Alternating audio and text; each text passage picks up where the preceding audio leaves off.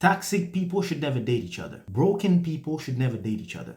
Damaged people should never date each other. Somebody who's into their healing process should never date anyone damaged, toxic, or broken. And before you start saying things like, but everybody needs love. Yes, everybody needs love, but your constant trauma is keeping you, for one, understanding what love is, two, how to properly love yourself, three, how to know when somebody loves you or when they don't, and four, how to properly love somebody who truly loves you. Do not date anyone until you've started your healing process. That's one of the main reasons why a lot of relationships don't last, is because broken people keep going and date each other. Toxic people keep dating both broken and toxic, and the cycle continues. But then again, you're gonna start saying things like everybody's toxic or love doesn't exist anymore. Because of your trauma, unfortunately, you don't even know what love is. So please stop to date people just to date people. Heal yourself and let love find you.